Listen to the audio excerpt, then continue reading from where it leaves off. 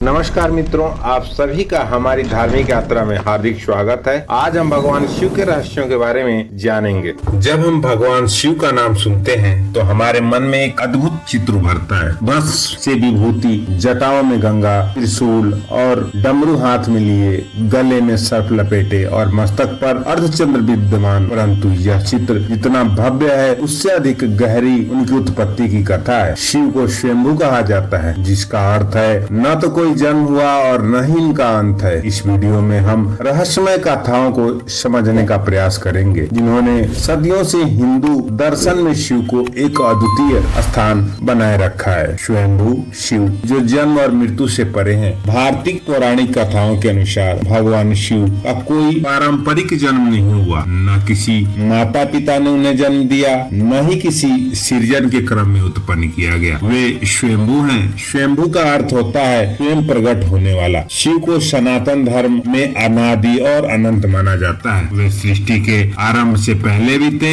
और बाद में भी विद्यमान रहेंगे। वेदों और पुराणों में कहा गया है, जब समस्त ब्रह्मांड अंधकार में शून्यता में लिपटा हुआ था, तभी एक असीम ऊर्जा ने अपना रूप धारण किया। वही ऊर्जा आज हम भगवान शिव के रूप में देखते हैं। यह सत्य है, हमें सिखाता है कि भगवान शिव किसी बाहरी कारण और सृजन के अधीन नहीं है। वे स्वयं पूर्ण है। सनातन धर्म चैनल पे पहली बार विजिट कर रहे हैं तो चैनल को सब्सक्राइब कर ले और बेल आइकन को भी दबा दे, ताकि आने वाली सभी वीडियो आपको मिलती रहे। अग्नि स्तंभ की कथा, शिव का प्रकट होना। अग्नि स्तंभ की कथा हिंदू पौराणिक साहित्य की एक प्रमुख कथा है, जो बताती है कैसे और ब्रह्मा और विष्णु जी के बीच विवाद उत्पन्न हो गया था। तभी एक अद्भुत स्तंभ प्रकट हुआ। प्रारंभ में यह विवाद हो गया कि दोनों में सर्वश्रेष्ठ कौन है। इसी दौरान आकाश में एक विशाल अग्नि स्तंभ प्रकट हुआ, जिसका न तो कोई अंत था और न ही आरंभ। ब्रह्मा ने हंस का रूप धारण किया और स्तंभ की ऊपरी छोर खोजने की कोशिश की। विष्णु ने बराह रूप धारण किया और स्तंभ के निचले छोर की तलाश में निकल गए। दोनों देवताओं के प्रयास असफल रहे। विष्णु ने स्वीकार किया कि स्तंभ का अंत नहीं दिखा,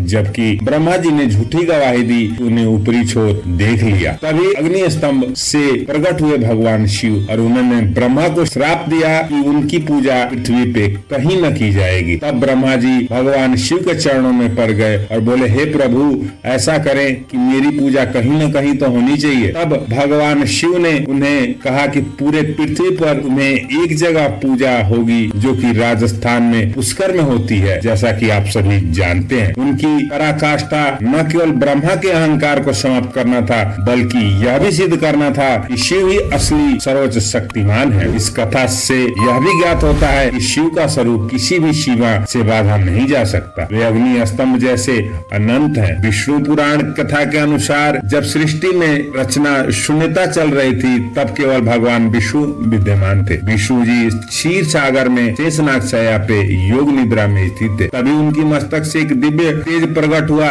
जिससे भगवान शिव का उद्भव हुआ। इसी क्रम में विष्णु की नाभि से कमल प्रकट हुआ, जिससे ब्रह्मा का जन्म हुआ। इस कथा का गूढ़ अर्थ यह है कि ब्रह्मा, विष्णु और शिव त्रिदेव आपस में गहरे रूप से जुड़े हुए हैं। शिव, जिन्हें स्वयंभू कहा जाता है, वास्तव में विष्णु की उत्पन्न हुई ऊर्जा से प्रकट हुए, लेकिन वे स्वयं अद्वितीय और अनंत हैं। इस प्रकार ब्रह्मा और विष्णु के रूपों में भी शिव के प्रभाव को स्पष्ट रूप से देखा जा सकता है। यह कथा सिद्ध करती है कि शिव किसी बाहरी कारक के अधीन नहीं है, बल्कि उनकी उत्पत्ति प्रकृति की अनंत ऊर्जा से संबंधित है। शिव की उत्पत्ति में ब्रह्मा का स्थान पुत्र रूप में शिव। कुछ पुराणों में यह कथा प्रचलित है कि ब्रह्मा जी ने शिव को पुत्र रूप में प्रकट करने के लिए निवेदन किया। जबकि ब्रह्मा जी ने सृष्टि की रचना का कार्य आरंभ किया, तब उन्हें संतान की आवश्यकता महसूस हुई। ब्रह्मा जी ने उनकी तपस्या और प्रार्थना से प्रसन्न होकर भगवान शिव ने एक बालक रूप में प्रकट होकर स्वयं को उनका पुत्र बताया। उस बालक रूप में शिव रो रहे थे,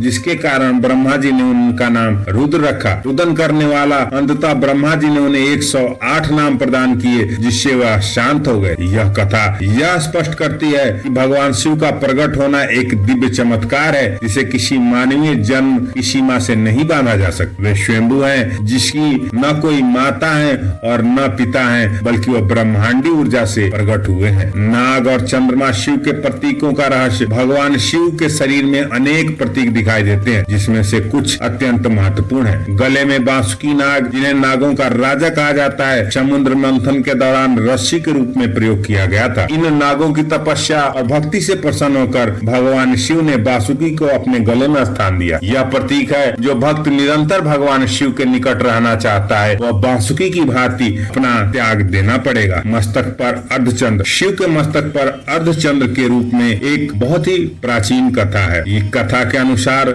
राजा दक्ष की 27 कन्याओं का विवाह चंद्रदेव से हुआ, लेकिन चंद्रदेव ने उस समय राजा दक्ष को वचन दिया था वह सभी कन्याओं को समान सम्मान देंगे, लेकिन चंद्रदेव रोहिणी के प्रति काफी झुकपका हो गया, जिसके बाद सभी कन्याओं ने अपने पिता राजा दक्ष को बताया कि चंद्रदेव सिर्फ रोहिणी को ही सम्मान देते हैं। जिसके बाद राजा दक्ष ने चंद्रदेव को श्राप दे दिया कि वह रोज क्षय होंगे। अब चंद्रदेव ब्रह्मा जी के पास गए और ब्रह्मा जी से बोले, हे प्रभु, मैं तो रोज दिन प्रतिदिन क्षय हो रहा हूँ, आप कोई उपाय बताएं। ब्रह्मा जी ने बोला, आप भगवान शिव की आराधना कीजिए, वही आपके इस अवस्था से मुक्ति दिला सकते हैं। चंद्रदेव ने भगवान शिव का आराधना किया। भगवान शिव चंद्रदेव के पास प्रकट हुए और बोले, आज से तुम मेरे मस्तक पे विराजमान रहोगे, आज के बाद दिन प्रतिदिन तुम बढ़ोतरी करोगे। इसीलिए चंद्रदेव 15 दिन तक क्षय होते हैं और 15 दिन के बाद वापस वह अपनी पुनः अवस्था में आ जाते हैं। भगवान शिव के शरीर पर भस्म। शिव के शरीर पर भस्म का लेप और उनके संहार स्वरूप का प्रतीक है। एक कथा में बताया गया है, एक महान तपस्वी जब अहंकार भर गया तब शिव ने उन्हें दिखा दिया कि केवल भस्म ही सबसे पवित्र है। इस घटना से यह सिद्ध होता है कि सृष्टि के अंत में सब कुछ भस्म होने के लिए परिवर्तित हो जाता है। भगवान शिव ही इस परिवर्तन के परम तत्व हैं। भगवान शिव के त्रिशूल और डमरू का रस। भगवान शिव को त्रिशूलधारी और डमरूधारी के रूप में भी जाना जाता है। त्रिशूल केवल एक अस्त्र नहीं बल्कि 3 गुणों सत्स्व, रजस्व और तमस्व का प्रतीक है। यह दर्शाता है कि शिव सृष्टि के निर्माण, पालन और संहार तीनों कार्यों में संलग्न है। डमरू का हल्का मधुर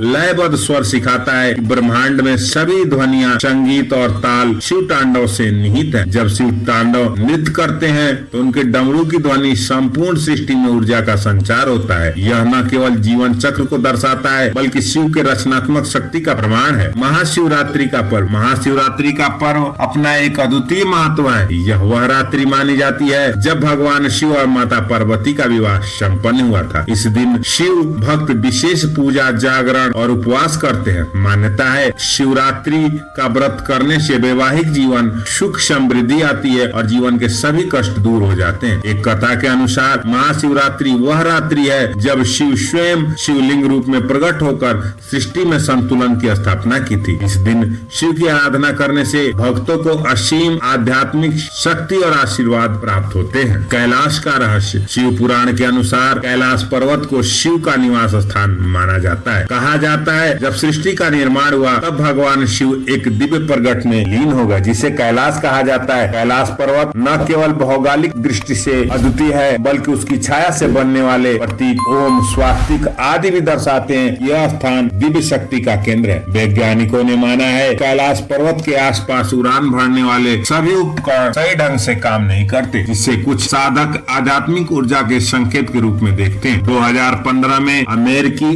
अंतरिक्ष एजेंसी नासा द्वारा इस पर्वत के आसपास एक ऐसी विशालकाय छवि दिखी जिसमें शिव की दिव्यता को पुष्टि करती है। भांग का प्रसाद। एक रोचक कथा यह भी बताती है कि भगवान शिव को भांग का प्रसाद क्यों अर्पित किया जाता है। समुद्र मंथन के दौरान जब हलाहल विष उत्पन्न हुआ तब शिव ने सृष्टि की रक्षा के लिए उस विष को अपने कंठ में धारण किया। इस अत्यंत प्रचंड विष के कारण उनके गले में जलन हुई। माता पार्वती ने उस जलन को शांत करने के लिए भांग भगवान भोलेनाथ को अर्पित किया, जिसमें आयुर्वेदिक गुण शरीर की शीतलता को प्रदान करते हैं। यद्यपि भांग का अधिक सेवन नशे के रूप में किया जाता है, परंतु पवित्र भक्ति के नाम पर भी इसका उचित सेवन शिव के प्रति श्रद्धा का प्रतीक है। भगवान शिव को केवल संहारक न देखकर सृजन, पुनर्जनन और देवताओं के रूप में पूजा जाता है। उनका तांडव नृत्य जो संहार और पुनरुत्थान का प्रतीक है, वह हमें यह बताता है कि जीवन के हर चरण में परिवर्तन जरूरी है। शिव की इन लीलाओं से हमें यह सीख मिलती है कि जीवन में चाहे कितना भी विनाश हो, उसके पश्चात नई रचनात्मक भावनाएं हमेशा विद्यमान रहती हैं। इसी के कारण उन्हें देवाधिदेव कहा जाता है। सभी देवताओं के देव भगवान शिव की उत्पत्ति के रहस्य हमें यह संदेश देते हैं कि सृष्टि का रहस्य, जीवन चक्र, अत्यंत ऊर्जा का मूल मूल तत्व स्वयं स्वयंभू हैं। वे स्वयंभू जिन्हें बाहरी कारक से जन्म नहीं मिलता। वे अग्नि स्तंभ है, वह रुद्र है, वह योगी है, वह अर्धनारीश्वर है, वह ज्योति लिंग भी रूप में प्रकट होते हैं, जो सभी यह दर्शाते हैं कि शिव का रूप अनंत है। उनके प्रतीकों त्रिशूल, डमरू, नाग, भस्म, चंद्रमा न केवल उनके दिव्य स्वरूपों को उजागर करता है, बल्कि जीवन, मृत्यु और पुनर्चार के चक्र को भी प्रतिनिधित्व करता है। महाशिवरात्रि, भांग का प्रसाद, कैलाश पर्वत के रहस्य, अन्य पौराणिक कथाओं हमें इस बात का प्रमाण देती हैं कि भगवान शिव का अस्तित्व केवल देवता के रूप में नहीं, बल्कि संपूर्ण सृष्टि के आधार, ऊर्जा का स्रोत के रूप में है। इस प्रकार भगवान शिव की उत्पत्ति के रहस्य हमें यह ज्ञान करते हैं, जो उत्पन्न नहीं होता वह सृष्टि के अंत का आधार है, वह अनादि है, वह संहार और सृजन के बीच संतुलन बनाए रखता है। शिव केवल संहारक नहीं, बल्कि जीवन के हर स्वरूप, परिवर्तन, नई ऊर्जा के प्रतीक है। स्वयंभू रूप में उनके प्रतीकों की गूढ़ कथाएं, अनंत लीलाएं हमें यह संदेश देती हैं कि जीवन में परिवर्तन, सृष्टि और संहार दोनों ही परम सत्य हैं। इन सभी में शिव की दिव्यता निहित है। यह वीडियो हमें यह समझने में सहायता करती है, शिव केवल देवता नहीं, बल्कि वह दिव्य ऊर्जा है जो संपूर्ण सृष्टि में व्याप्त है। उनकी उत्पत्ति रहस्यों में छिपा ब्रह्मांड का गूढ़ रहस्य, जो हमें जीवन के अनंत चक्र और सच्ची भक्ति की ओर प्रेरित करता है। अगर आपको यह वीडियो पसंद आई हो तो वीडियो को लाइक कर दें, और सनातन धर्म चैनल पर पहली बार विजिट कर रहे हैं तो चैनल को सब्सक्राइब कर दें और बेल आइकन को भी दबा दें, ताकि और भी वीडियो आपको मिलती रहे। मिलते हैं हम आपसे अगली वीडियो में नए विषय और नई ऊर्जा के साथ। तब तक के लिए नमस्कार, प्रणाम, धन्यवाद।